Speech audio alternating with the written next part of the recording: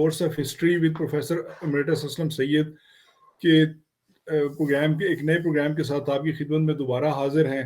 जैसा कि आपको मालूम है कि हम इस वक्त Chinese history from antiquity to modernity यानी चीनी तारीख कदामत से जिद्दत तक के 13वें सेशन में चल रहे हैं और ओवरऑल ये हमारा 79वें यानी 79th सेशन है।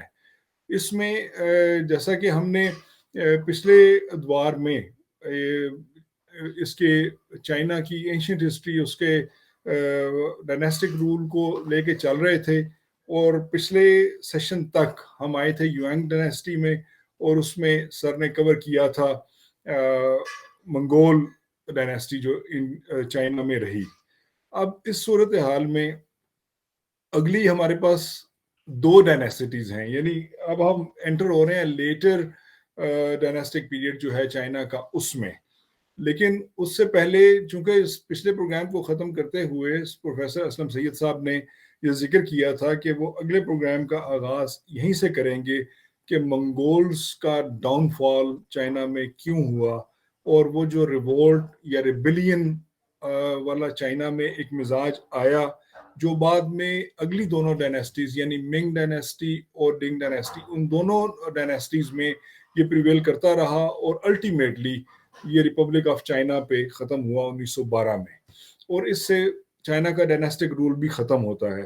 तो सर मैं आपको खुशामदीद कहते हुए मुझे अंदाज़ा है सर आपकी भी तबीयत कुछ नासाज है, लेकिन चूंकि हम इस सिलसिले को चला रहे हैं सर आपको जहमत देते हैं तो मैं ये चाहूँगा कि मिंग डायनेस्टी पे जाने से पहले सर ज़रा पिछला जो आपका सेशन चल रहा था कि मंगोल डायनेस्टी का डाउनफॉल और चाइना में जो रिवोल्ट और रिबिलियस मिजाज आया ये किस तरह से हुआ और ये डाउनफॉल किस तरह से अपने इख्तिताम को पहुंचा सर। बहुत बहुत शुक्रिया। असल बात ये है कि ये पहली दफा इनकी तारीख में इनकी अपनी हुकूमत खत्म हुई और एक गैर मुल्की हुकूमत कायम हुई। उस गैर मुल्की हुकूमत ने कलोनियलिज्म का एक नया अंदाज अपनाया। ये मैंने कवर किया था पिछले, लेकिन सिर्फ उसको सम अप करने के लिए ताकि हम वहीं से शुरू करें आगे। तो उन्होंने पूरी अपनी राया को 4 हिस्सों में तकसीम किया। सबसे टॉप पे हर लिहाज से, प्रिविलेजेस के लिहाज से, उनको ओहदे देने के लिहाज से उनके मंगोल थे, अपने जो उनकी ट्राइब था मंगोलिया से, प्योर मंगोल्स, कोई उनका चीनियों से ताल्लुक नहीं था। दूसरा जो बी स्टेटस दिया गया, जिनको काम देते थे, जिनको ख्याल करते थे, वो थे वो ट्राइब्स जो मंगोलों के साथ शादी की वजह से या प्रीवियस अलायंसेस की वजह से शामिल थे। ये अमूमन नॉर्थ के लोग थे। तो नॉर्थ में ये तुर्क भी थे, बहुत से लोग थे जो फॉर सम रीजन और the other they were considered as in affiliated families to the Mongols, तो उनको उन्होंने किया। तीसरे नंबर पे थे नॉर्थ के चाइनीज। नॉर्थ के चाइनीज को भी मुलाजमतें वो कर सकते थे क्योंकि उन्होंने इनकी हेल्प की थी। सबसे निचला तबका जो था, ये अब देखिए ये जात पात शुरू हो रही है यहाँ भी, वो इन्होंने साउथ के चीनियों को करार दिया। इनको ना सिर्फ ये कि कोई मुलाजमत नहीं मिलती थी, ये जितनी बड़ी-बड़ी तिजारती मैंडेट्स थे वो इनसे ले लिए गए। बंदरगाहों पे इनका सामान रोक लिया जाता था। इनको लिबास भी वो नहीं पहन सकते थे ये लोग जो बादशाही या मंगोलों का लिबास था। मंगोलों की ज़ुबान नहीं ये सीख सकते थे, इसलिए कि ज़ुबान सीखते तो शायद उनको मुलाज़मत मिल जाती। कोई किसी किस्म का हथियार लेके नहीं चल सकते थे।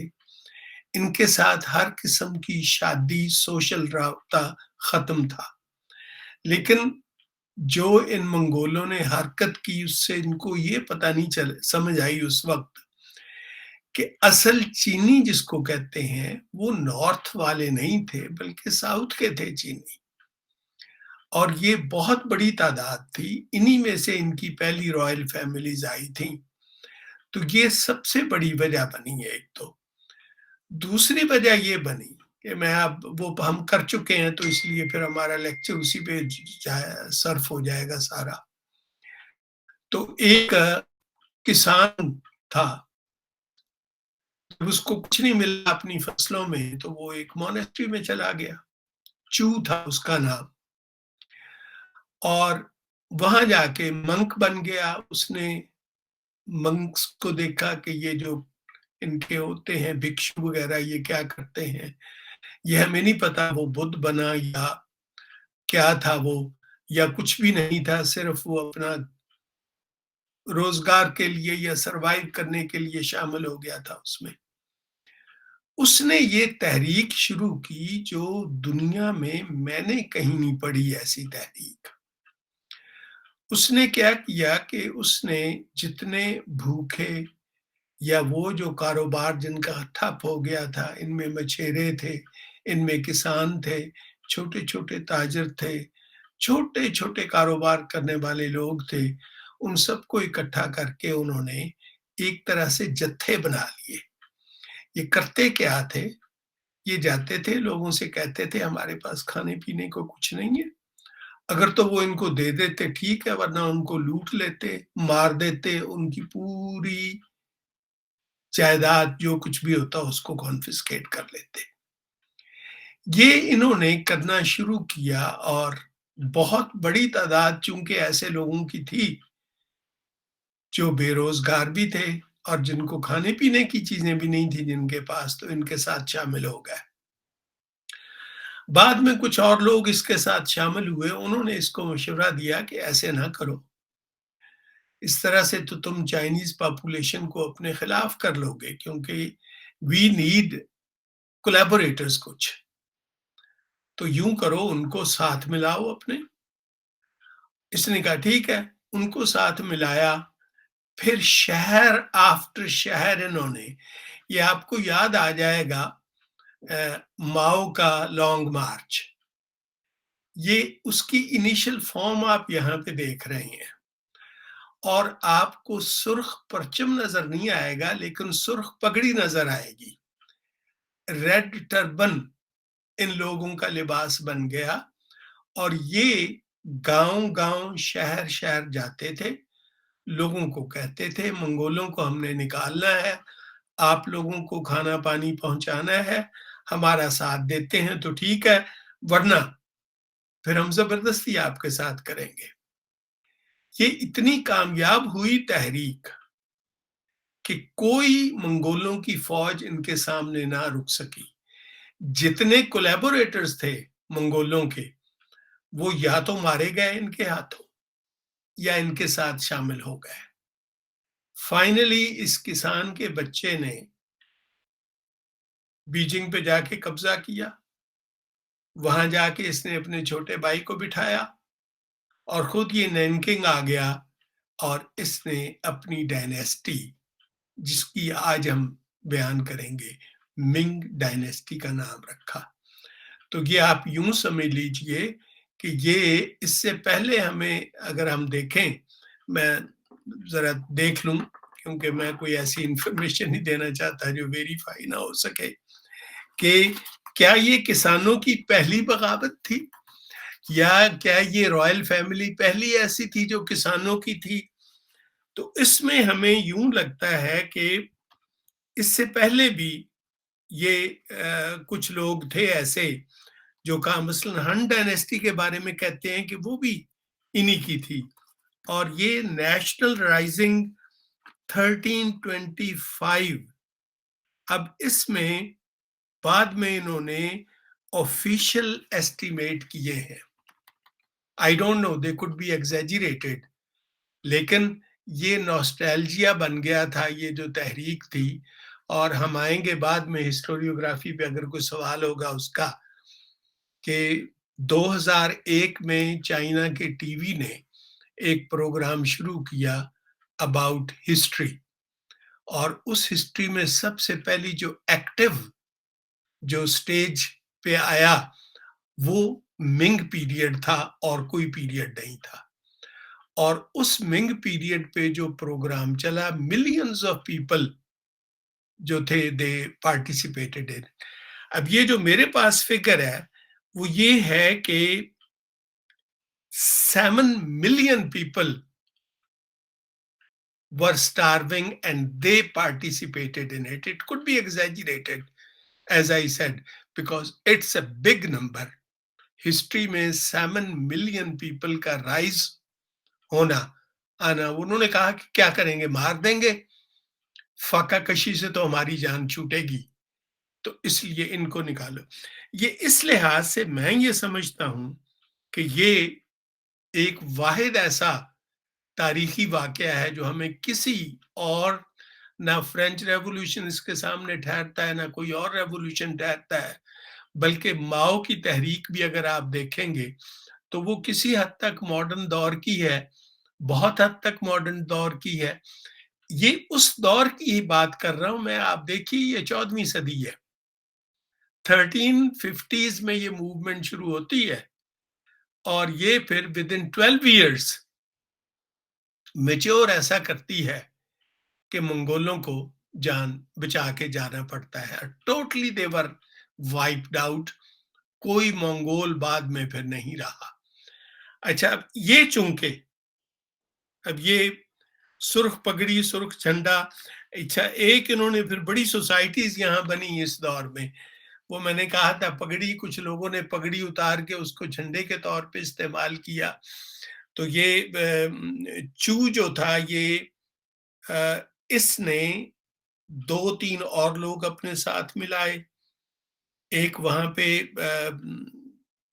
पेजेंट और फैमिली थी, वो उसकी बेटी से इसने शादी कर ली 1355 में। उसका भी एक फैक्शन था, दोनों ये फैक्शन शामिल हो गए। अब मैं इसको सम अप कर रहा हूं और ये 1355 से लेके 1368 तक, जिसमें बैटल्स भी की, और फाइनली 1368 में इन्होंने बीजिंग पे कब्जा कर लिया। ये मैं आपको बताना इसलिए चाहता हूं, क्यों जरूरी है ये सारा नरेट करना, कि जो तहरीकें, आपको पता होगा कि हम लोग जब तारीख में, बल्कि एक प्रोग्राम भी किया था हमने, कि हमारी फैसिनेशन जो है कलोनियलिज्म के साथ, वो क्यों नहीं जाती।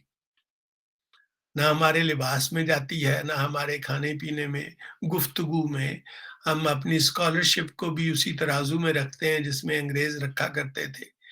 ये क्यों? इसलिए कि इतनी बड़ी हमने कोई तहरीक ना हिंदुस्तान में देखी है, ना किसी मिडल ईस्ट कंट्रीज में देखी है। ये यहाँ पे देखी है, उसका रिजल्ट ये हुआ कि मंगोलियन जितने भी आसार, जुबान, कल्चरल जो कुछ था, टोटली वाइप्ड आउट। इन्होंने कहा कि हम चीनी हैं, जो इनके साथ कोलैबोरेट करते रहे हैं और जिन लोगों को इन्होंने प्रमोट किया है, वो या तो एहसास करें कि ये गलत किया उन्होंने, otherwise they leave the country. तो ये एक तरह से प्योरिफिकेशन भी थी of that country which they thought has been diluted with other ethnic groups। वो फिर एक लंबी कहानी है कि किस तरह से इन्होंने उनकी किया। इनको फायदा भी हुआ उस डायनेस्टी का कि इनकी markets were opened in Japan, इनकी मार्केट्स वर ओपन्ड इन साउथ ईस्ट एशिया, मलाक्का तक इनकी जो थी वो जारी हो गई। तो ये हमें नजर आता है, ये इतना खूबसूरत एक पीरियड नजर आता है जिसमें आपको एक प्योर चीनी फैमिली नजर आती है इन पावर। ये पीरियड, जी कोई सवाल तो नहीं है, हम आगे चलें? नहीं नहीं सर, उसमें सर ये बात जैसे आपने बताया कि ये पहला यानी था एग्रेरियन या फार्मर यानी उसने ये क्लेम किया जिसका आप जिक्र कर रहे हैं, चू का, जी, जिसने 1368 में ये इसमें बीजिंग को में कब्जा किया। जी, ये इसने अर्बनाइजेशन की तरफ जिस तरह से ये आया, और पेपर, सिल्क और कॉटन और पोर्सलीन का जिस तरह से इसने डेवलपमेंट की, कहा यह जाता है सर कि ये कन्फ्यूशनिज्म से न्यू स्कूल ऑफ कन्फ्यूशनिज्म इसने उसकी फाउंडेशन ले की, और इसने प्रॉपर्टी को नेशनलाइज करना शुरू कर दिया। उसने कहा कि ये बड़ी बड़ी जागीरें ये जब्त कर लो और ये स्टेट इसे रन करेगी।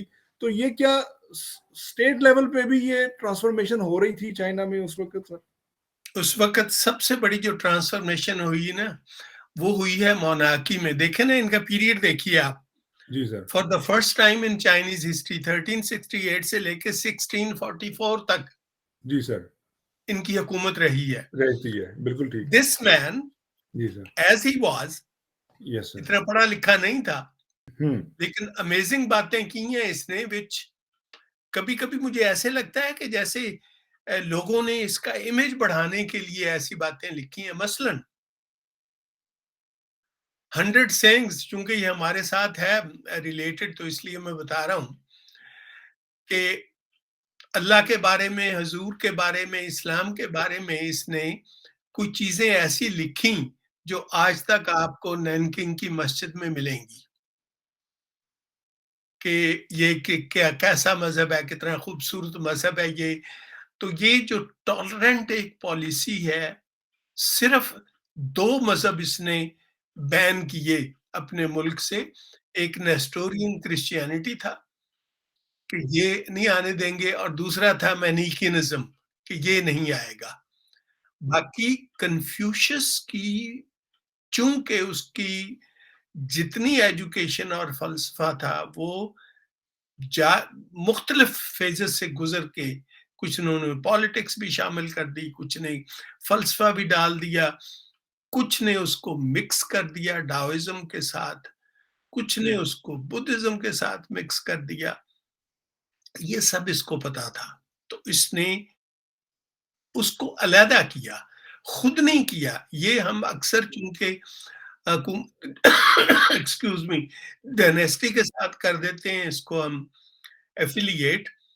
इस दौर में जिन लोगों ने लिखा है, मैं तो सच्ची बात है, I am happy to confess this, कि जब मैंने उनकी बुक्स पढ़ी, उनका अदब पढ़ा, उनका लिटरेचर पढ़ा, तो मेरी हैरत की कोई इंतहा ना रही कि हम लोग समझते हैं कि सारी एनलाइटनमेंट यूरोप में हुई, सब कुछ हुआ। वो अगर आप 4-5 किताबें हैं, वो अगर आप पढ़ लेंगे तो आपको पता चलेगा कि यूरोप ने तो सब कुछ इनसे लिया है। All we have to do is to realize whether they were translated into any European languages or not. तो इस तरह से फिर कन्फ्यूशियज़्म, अब ये जो फिलॉसफर्स होते हैं या जो हिस्ट्री ऑफ फिलॉसफी या सोशियोलॉजी लिखते हैं, उनका ये फेवरेट है। अ, 1 सेकंड माज़रत चाहता हूँ मैं, ज़रा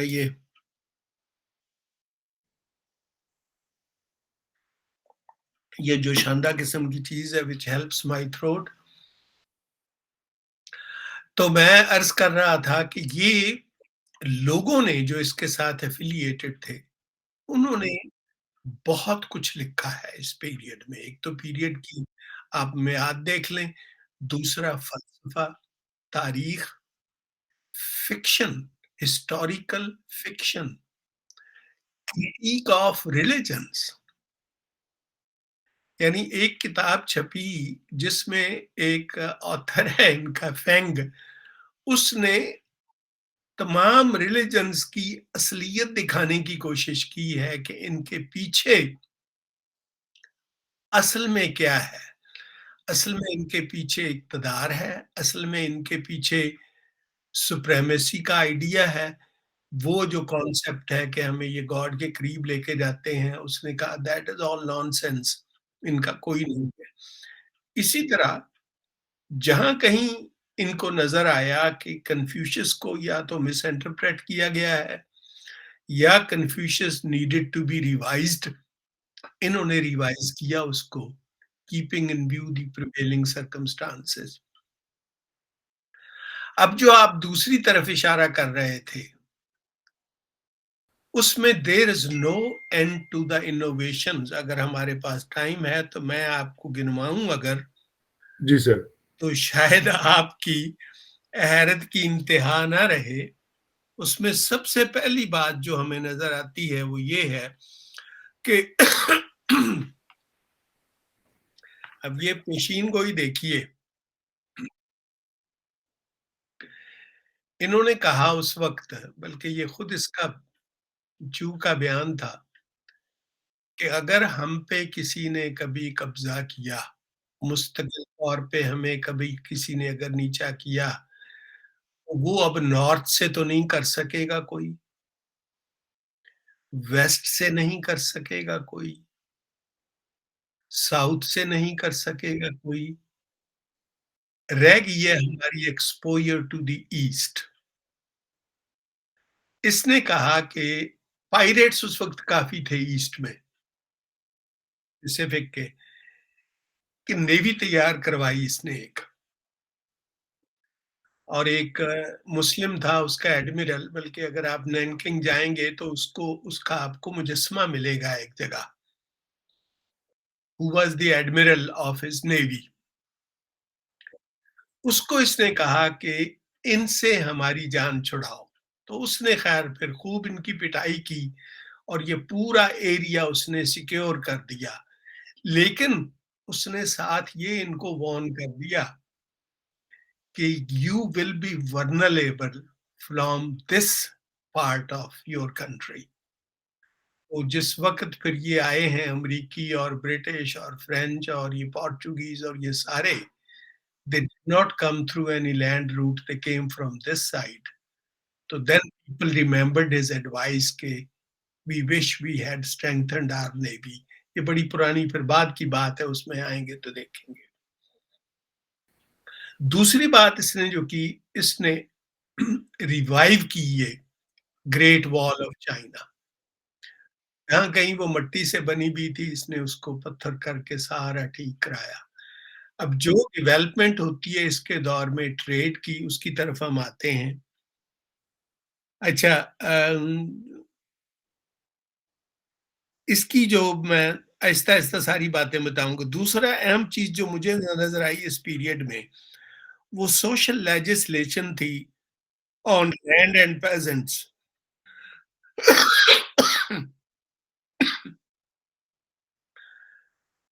लैंड पेजेंट्स को दी जाए, और जिसके पास नहीं है, उसको जब तक कोई वसीला ना दिया जाए रोज़ी का, उस वक़्त तक उसको फाइनेंशियली हेल्प की जाए। पूरा एक लेजिस्लेशन आपको सोशल नज़र आएगा, इसलिए हिस्टोरियन इसको मिडीवल नहीं कहते, इसको मॉडर्न पीरियड में शामिल करते हैं इस ऐप को। यहाँ तक कि जिसके पास दवाई के पैसे नहीं है, उसको भी उसके लिए फ्री डिस्पेंसरीज़ कायम की जाएँ। विजिटिंग डॉक्टर्स, ये they had started earlier, yuan dynasty ने ये शुरू किया था, इसने कंटिन्यू किया, और इसने बहुत अच्छा इसका सिस्टम बना दिया, और ऐसे लॉज़ पास किए कि जो हाल्फ हार्टेड सपोर्ट होती थी, उसको इसने कट करने के लिए, बाज़ वो कहते थे कि फैमिलीज़ क्लेम करती थी कि हम अपने लोग बूढ़ों को, हैंडीकैप को सपोर्ट करते हैं, हमें स्टेट मदद की जाए। इसने जब देखा कि ये हाल्फ हार्टेड सपोर्ट है, इसने वो सारा खत्म कर दिया। शुरू-शुरू में हमें लगता है कि ये बड़ा अ, क्या उसको कहते हैं, ओपन माइंडेड था, did not believe in a luxurious life, did not believe in any imperial institutions or anything like that. लेकिन आहिस्ता-आहिस्ता हमें लगता है कि इसने भी शुरू कर दिया वही काम। और एक और मुझे जो चीज़ बड़ी जिसने स्ट्राइक किया मुझे, वो हैरत की बात थी, यही माओ ने फॉलो किया। अगर हम कभी गौर से इनका दोनों का कंपैरिज़न करें तो आपको नज़र आएगी। इसने एक सोचा कि जो मेरे साथी थे इस तहरीक में, they were good at that time. तहरीक में साथ दिया उन्होंने यहाँ तक आने में। बड़ा अच्छा साथ दिया, हम कामयाब हो गए। अब ये लीचेस बने हुए हैं मेरे ऊपर, अब इनका काम कोई नहीं है सिवाय जिताते रहते हैं हर वक़्त कि हमने तुम्हें लाए यहाँ पे, हमने तुम्हें इक़्तिदार। इसने आहिस्ता-आहिस्ता उनको या तो एलिमिनेट करना शुरू कर दिया या उनको भेज दिया कैपिटल से दूर ताकि ये साज़िशें ना करें। यही बाद में चीज़ कल्चरल रेवोल्यूशन की शक्ल में आप माओ के पीरियड में देखेंगे कि जो पुरानी मेरी टीम थी, वो अच्छी है, बड़ी अच्छी थी उस वक़्त, अब नहीं। अब we need young people. He did the same thing. तो ये यंग लोगों को लाना बीच में, ये अमेजिंग है इसकी चीज़ एक। अच्छा, क्राफ्ट्स को इसने कहा कि ये अगर इनको प्रमोट करना है तो इनको फैमिली क्राफ्ट्स बना दो। कारपेंटर का बेटा कारपेंटर बनेगा, मोची का बच्चा मोची बनेगा, तिजारत का ताजर का बेटा ताजर बनेगा, ब्यूरोक्रेट का बेटा ब्यूरोक्रेट बनेगा।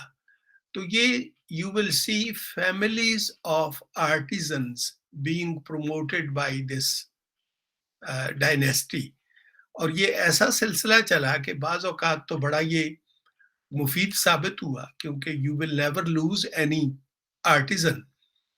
बाज़ औक़ात ये हुआ कि कुछ लोग जिनको वो काम पसंद नहीं था, they had to leave the country, या वो किसी और एरिया में जाके अपनी शनाख्त चेंज करके कर लेते थे।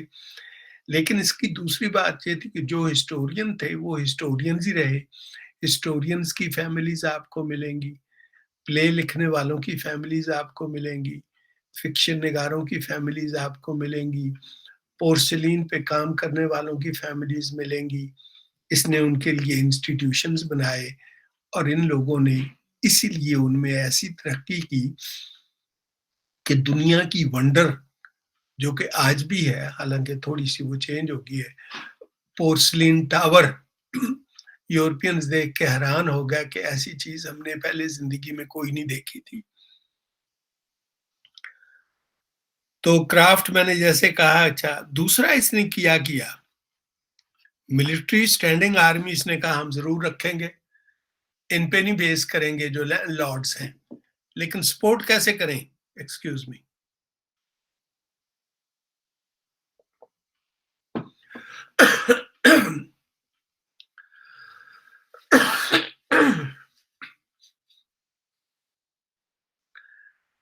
आर्मी को सपोर्ट कैसे करेंगे? तो लैंड्स इसने जनरल्स को नहीं दी, सोल्जर्स को दी इसने, कि तुम जब एक्टिव ड्यूटी पे हो तो यू कैन लीज इट, लेकिन जिस वक़्त तुम किसी जंग में या कहीं और एक्सरसाइज़ेज़ में नहीं हो तो खुद टिल करो उसको और उससे फैमिली का और अपनी ज़रूरियात को पूरी करो। तो इस लिहाज से इसने, this is also called a period of military colonies which became something like self sufficient army, जो जिसको आप कह सकते हैं कि आर्मी को ज़रूरत नहीं थी कि बजट किया जाए। दूसरा इसने ये किया, आपको याद होगा हमने एक में कवर किया था कि कितने टियर्स थे गवर्नमेंट के। एक प्राइम मिनिस्टर होता था इसका, फिर उसके नीचे मिनिस्टर होते थे। इसने कुछ खत्म करके सारा कंट्रोल अपने इख्तियार में ले लिया। तो this also considered the height of absolute monarchy. तो अब मोनार्की एब्सोल्यूट बन गई, लेकिन लोगों की बात ये है कि इसने किसी रिलिजन का सहारा नहीं लिया उसके लिए। उसने कहा कि ये अगर हम लटके रहेंगे इस तरह के उस इज़्म में और उस इज़्म में, तो उसका नतीजा ये होगा कि कोई भी उसको एक्सप्लॉइट करेगा। We have to concentrate power in some है। फिर आती है असल इनकी जो वो आता है, चूँकि खुद किसान था। उस वक़्त चावलों की फसल एक दफ़ा होती थी।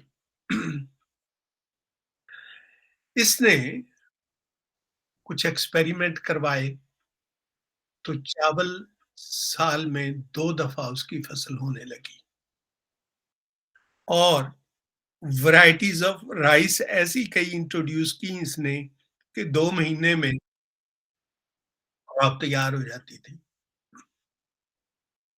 राइस चूँकि पानी में होता है,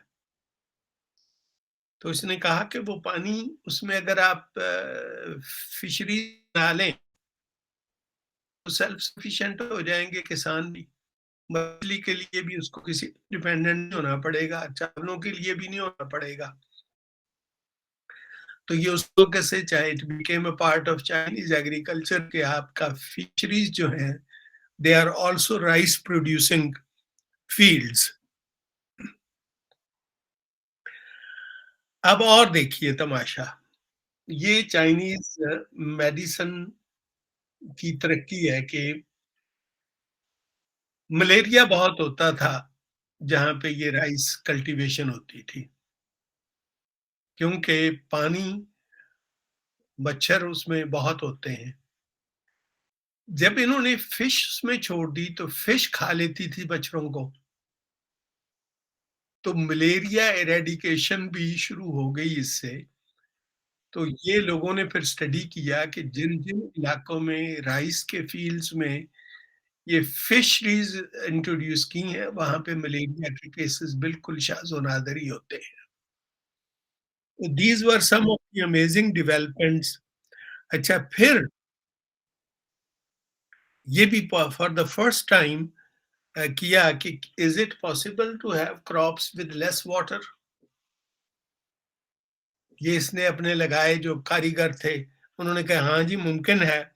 तो फिर उन्होंने कहा बताएँ, तो फिर इन्होंने 2 काम शुरू किए।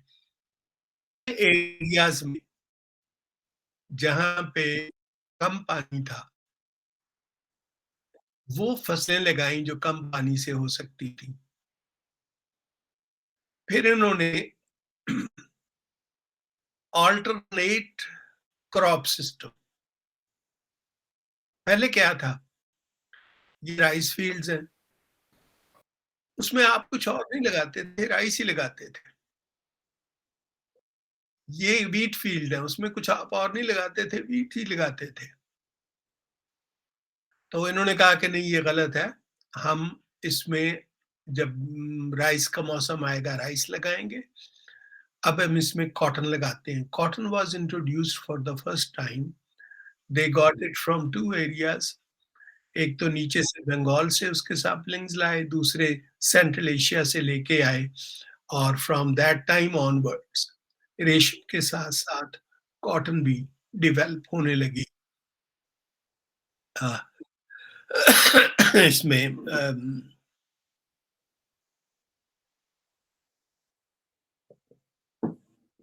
जी। अच्छा, फिर हमें आती है शुरू अर्बनाइज़ेशन, कि आपने सर। सवाल पूछा था पहले। जी sir. Cities were not just for government, cities also became commercial hubs. तो हमें 3 शहर नज़र आते हैं, बहुत बड़े-बड़े इमर्ज होते। Shanghai becomes as economic capital. Cloth market Shanghai की पूरी दुनिया में मशहूर हो गई, जिसमें रेशम के साथ-साथ कॉटन भी आता था। कैपिटल था नैनकिंग, बाद में बीजिंग। बीजिंग को इन्होंने पॉलिटिकल बना दिया। नैनकिंग रिमेन्ड मोर और less like an old area, जैसे हम कल्चरल कैपिटल आप कह सकते हैं चाइना। फिर हमें शुरू-शुरू में, जैसे कि आपको याद होगा, पोर्सिलेन जो थी वो स्टेट मोनोपोली थी। सॉल्ट स्टेट मोनोपोली था। तो इन्होंने कहा कि इसको प्राइवेटाइज़ करो। ये दोनों प्राइवेटाइज़ हो गईं, लोगों को भी दे दिया गया। उससे रिज़ल्ट ये हुआ कि लोगों ने एक्सपेरिमेंट किए because they had to compete with the government. तो एक्सीलेंस दिखाने के लिए कि हमारी चीज़ें मार्केट में भी जाएँगी, दे हैड टू एम्प्लॉय आर्टिज़न्स और उसमें नए-नए एक्सपेरिमेंट्स हुए। कोबाल्ट को इन्होंने डिस्कवर किया कि कहाँ-कहाँ से हमें मिल सकता है, जिससे ये शाइन जो होती है, पोर्सिलेन में ये आती है, कलर उनके फेड नहीं होते, वो कहाँ से लिए जाएँ। तो ये हमें सब कुछ नज़र आएगा। पेपर इंडस्ट्री बहुत फ्लरिश हुई, इस कदर फ्लरिश हुई कि ये दे स्टार्टेड एक्सपोर्टिंग इट। हालाँकि चाइना में खुद बुक बाइंडिंग और बुक प्रिंटिंग शुरू हो चुकी थी, लेकिन ये इतना ज़्यादा उसको बनाते थे पेपर कि यूरोप में और मिडल ईस्ट में और जहाँ कहीं भी पेपर की ज़रूरत थी, इन्होंने एक्सपोर्ट करना शुरू कर दिया। अब एक और चीज़ आती है यहाँ पे, कुछ लोगों ने इसको मोहम्मद बिन तुगलक के साथ कनेक्ट किया है, हालाँकि वो इनसे पहले था। He was contemporary of yuan dynasty. Silver की जगह इन्होंने कॉपर कॉइन्स इंट्रोड्यूस किए, क्योंकि सिल्वर की अगर सप्लाई कम हो जाती तो इसका मतलब है मनी जो सर्कुलेट कर रही है वो भी कम हो जाएगी। तो इसलिए उसकी जगह कॉपर काफ़ी मिकदार में था चूँकि, तो इसलिए उन्होंने वैल्यू उसकी वही रखी जो सिल्वर करेंसी की थी। तो ये आप कह सकते हैं कि टोकन करेंसी भी इन्होंने इंट्रोड्यूस की। और क्लास जिसको आप कहते हैं जेंट्री, एक क्लास जिसको आप कहते हैं अशराफिया, ये इमर्ज होती है इस पीरियड में। इस पीरियड में आपको एक तबका नज़र आता है जो बहुत पढ़ा-लिखा है, हाइली एजुकेटेड नहीं सिर्फ सोफिस्टिकेटेड भी है, अपनी क्विज़ीन में, अपने लिबास में, ये आपको नज़र आएगी एक ऐसी जेंट्री। और ख्वाजा साहब, यूनुस, ये आपको मिलेंगे तकरीबन हर फ़ील्ड में और बड़े अहम ओहदों पे भी, और इवन बादशाह की कैबिनेट की सुपरविज़न किया करने वाले भी। अब ये मुझसे किसी ने सवाल पूछा यहाँ पे एक लेक्चर के दौरान जर्मनी में कि क्यों ये महलों में तो ठीक है, औरतें महफूज़ रहेंगी इनसे, इनको क्यों सिविल सेक्रेटेरिएट में, ब्यूरोक्रेसी में क्यों चीनियों ने रखा? मैंने गौर किया, मुझे मिला नहीं कुछ कि क्यों किया, लेकिन मेरा ये व्यू है कि मेरे नज़दीक इसकी 2 वजूहात थी।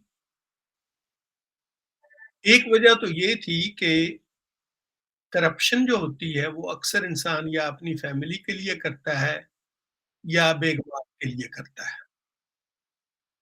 एक असम्पशन है कि मैंने तो जो किया मेरे आगे मेरे बच्चे जो हैं वो खुश रहें, उनको इतनी तगो-दो, इतनी मेहनत ना करनी पड़े या बेगमात की फरमाइश पूरी करें। अब ये चूँकि ग्रुप जो था ये इन दोनों चीज़ों से महरूम था। ना इनकी बेगमात थी, ना इनकी फैमिली के चांसेस थे ऐसे। तो इसलिए कम से कम ये जो हिस्सा है एक, जिसको आप कह सकते हैं कि this part they were free from these problems, these blemishes.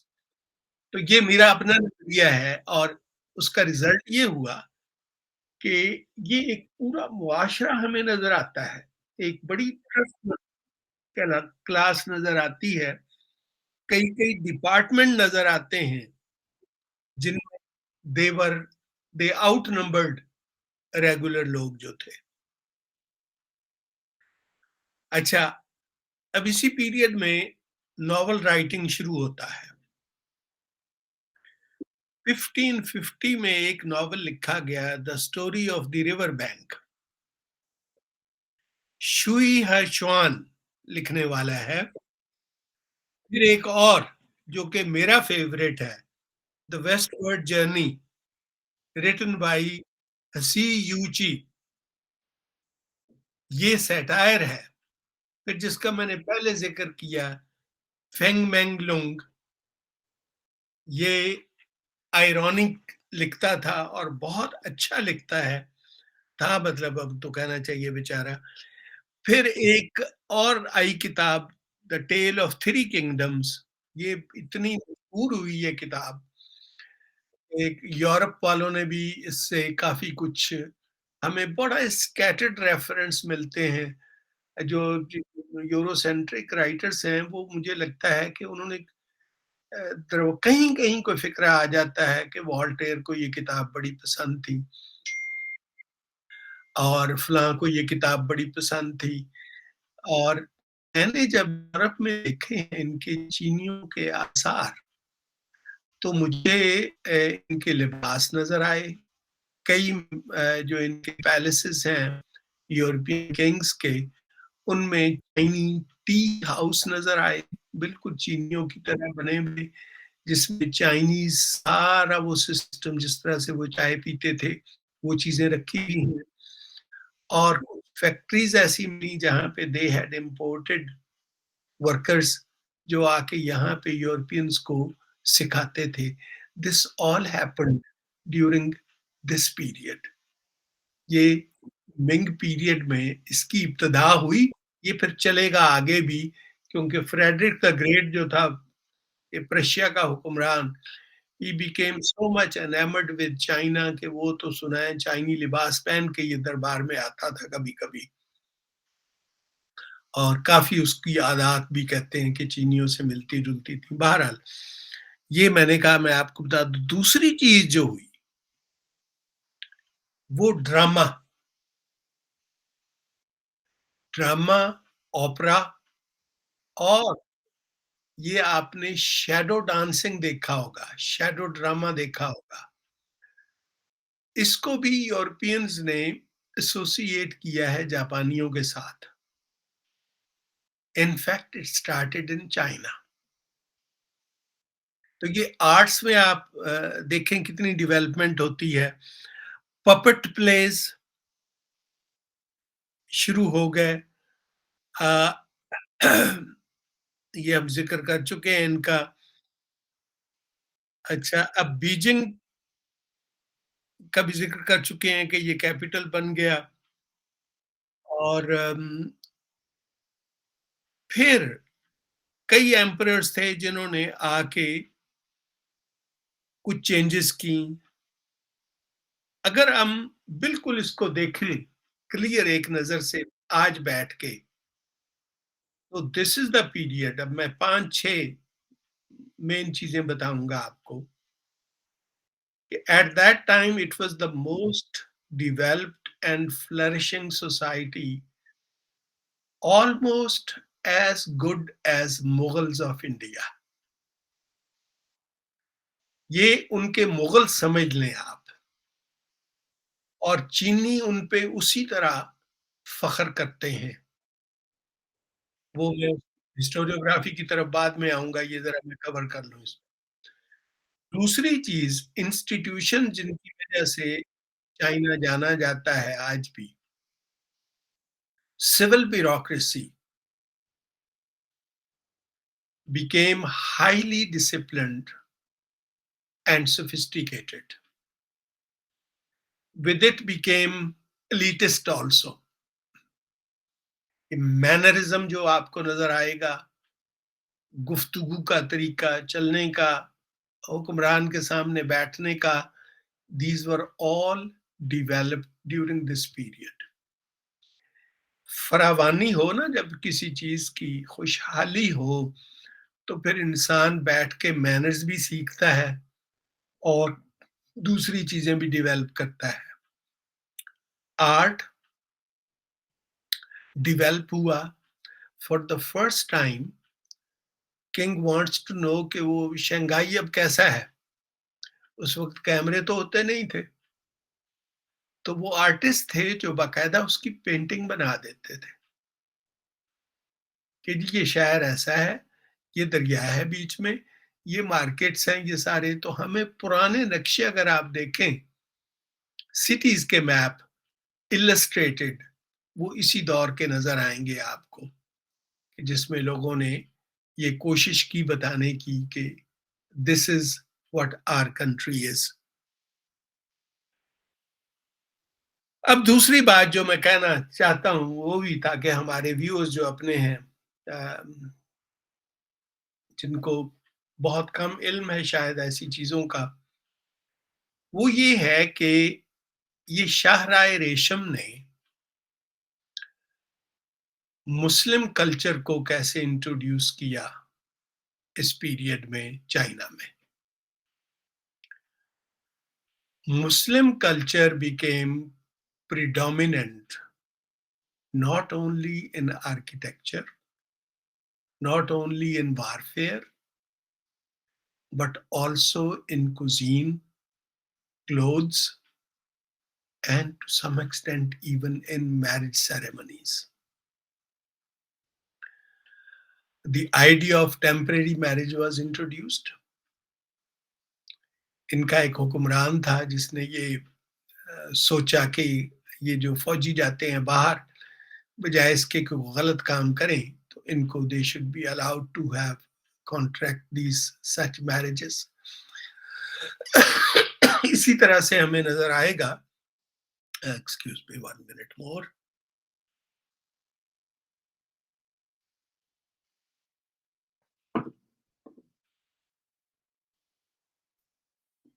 मैं आपको एक इसका फरमान पढ़ के सुनाना चाहता हूं, एक हुक्मरान का।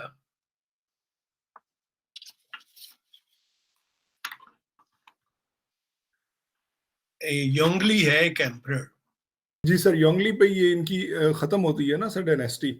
नहीं, इसमें सर एक सबमिशन है कि उन्होंने 7 बजे स्टूडियो से मुझे मैसेज आ रहा है कि एक और प्रोग्राम शुरू करना है, इस पे ये प्रोग्राम खत्म कर लेते हैं। वैसे तो अगली डायनेस्टी जो है चिंग डायनेस्टी, वो तो बड़ी इंपॉर्टेंट है सर इस हवाले से कि वो तो मुझे ऐसा लगता है कि कंटेम्प्रेरी पाकिस्तानी सिचुएशन जैसी वो लगती है, यानी बिल्कुल इसमें। बिल्कुल।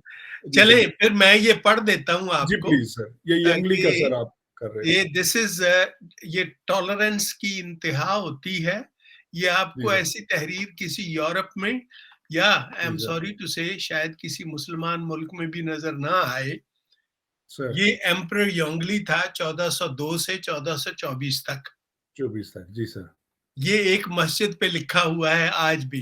कहता है, जी I hereby give you my imperial decree जी इन sir. Order to guard your residence, hmm officials, civil or military, or hmm anyone are not to offend or insult you.